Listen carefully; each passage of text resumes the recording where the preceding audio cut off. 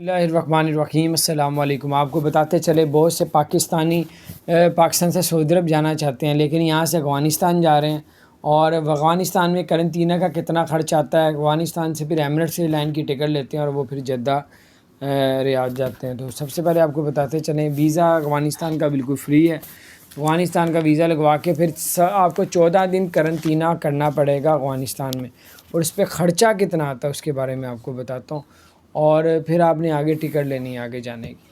تو اگر تو آپ نے ویکسین لگوائی ہوئی ہے تو پھر آپ کو قرنطینہ نہیں کرنا پڑے گا، اور اگر آپ نے ویکسین نہیں لگوائی، لیکن میرا خیال ہے افغانستان میں آپ کو 14 دن گزارنے پڑیں گے، اس پہ جو ہے وہ خرچہ آتا ہے تقریباً پاکستانی 10 سے 11 ہزار روپے آتا ہے آپ کا 14 دن کا قرنطینہ جو وہاں پہ رہائش کا ہے گا۔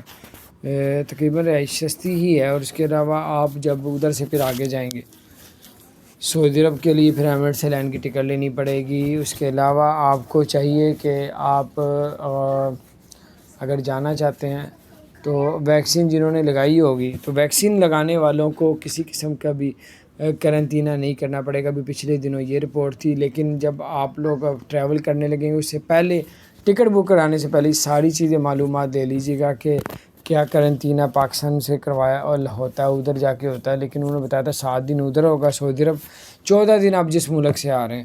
لیکن جن کے لیے ویکسین ہے ان کے لیے بہت زیادہ رعایت ہے کہ وہ ان کو قرنطینہ نہیں ہوگا ان کا۔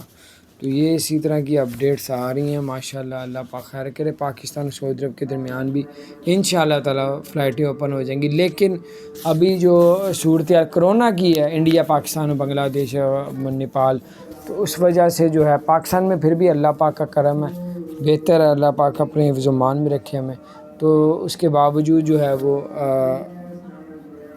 فلائٹیں نہیں اوپن ہے۔ اگر مزید اور نیچے آئے گا گراف تو پھر انشاءاللہ پاکستان اور سعودی عرب اور دبئی کے اور پاکستان کے بیچ میں فلائٹیں اوپن ہو جائیں گی، اور سعودی عرب کے ویزے جو ہیں وہ انشاءاللہ وہ بھی شروع ہونے جا رہے ہیں، اور جیسی ہمیں کچھ اپڈیٹس ملیں گی مزید آپ سے ضرور شیئر کریں گے۔ اپنا خیال رکھیں، السلام علیکم۔